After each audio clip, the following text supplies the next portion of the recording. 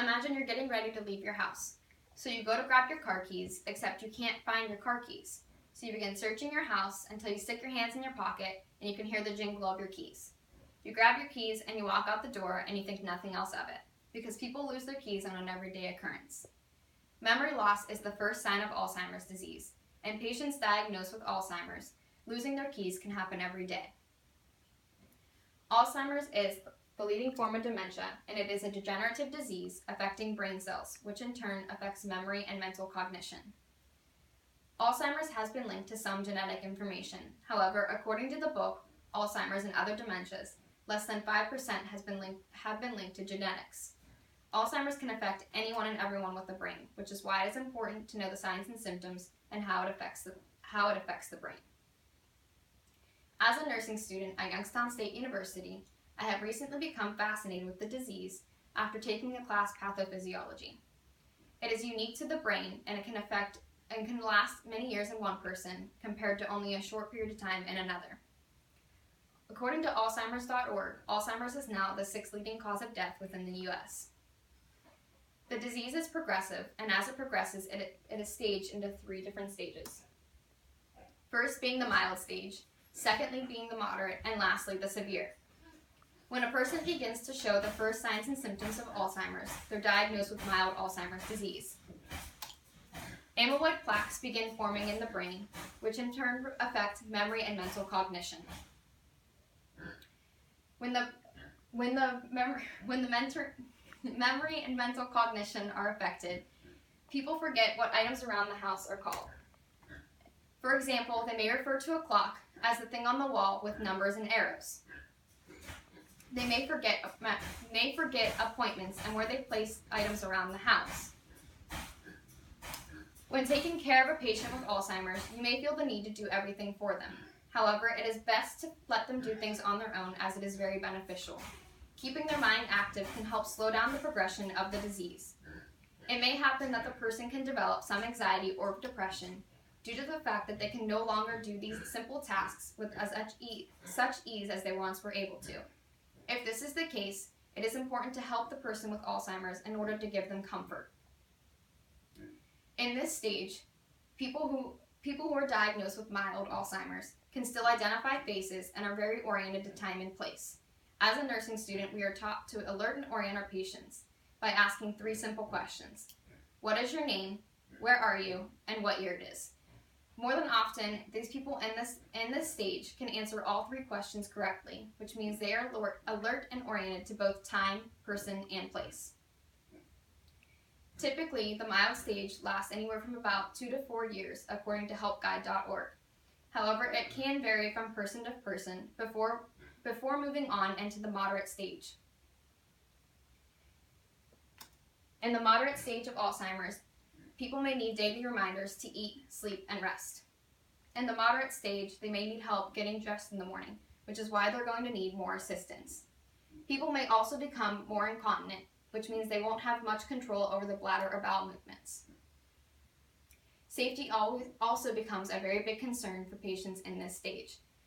A common symptom is leaving the stove on and walking away forgetting they ever put the stove on, which can leave the person at risk and anyone else in the house at risk. Which is why during this stage, a lot of patients are put in some kind of community home or nursing home in order to keep the patient and everyone else in the family safe. Typically, the disease continues to progress, and once it progresses and surpasses the moderate stage, it moves on into the severe stage of Alzheimer's. In the severe stage of Alzheimer's, the amyloid plaques and tangles now begin to affect more parts of the brain than just memory and mental cognition. It may affect the patient's ability to walk and get up out of a chair or bed without any assistance.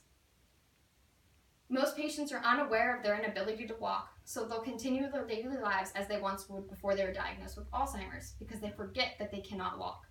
So this leaves them more prone to falls and any kind of disasters. Alzheimer's patients in the severe stage also can have trouble speaking, and they can develop something known as expressive aphasia, meaning they know what they want to say, however, when they try to speak, the only thing that comes out of their mouths are noises and grunts.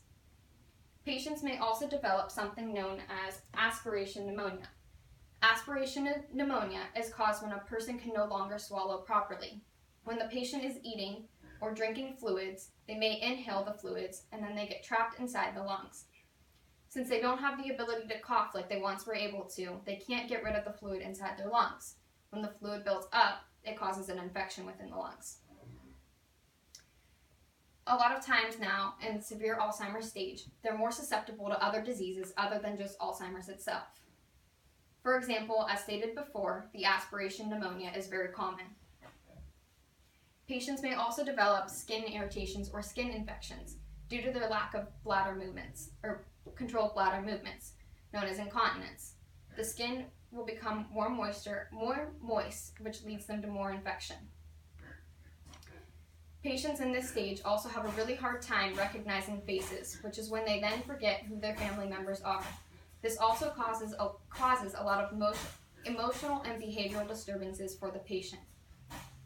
Since Alzheimer's is an incurable disease, the patient will typically last about 1 to 3 years in the severe Alzheimer's stage before passing away either from the disease or something caused by the disease, which is where the aspiration pneumonia and the skin infection and falls can come into play.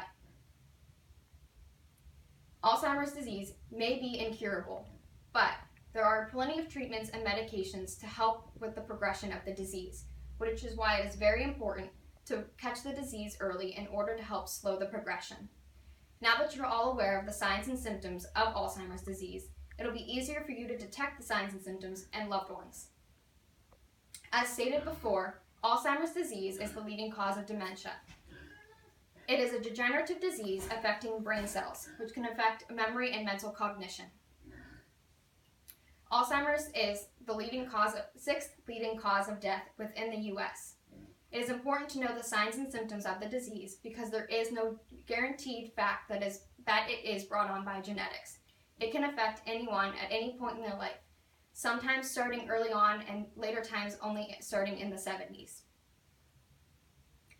Alzheimer's is an important disease to hear about, which is why it is important to stay updated on the information, because the earlier you catch the disease, the easier it is for you to slow down the progression.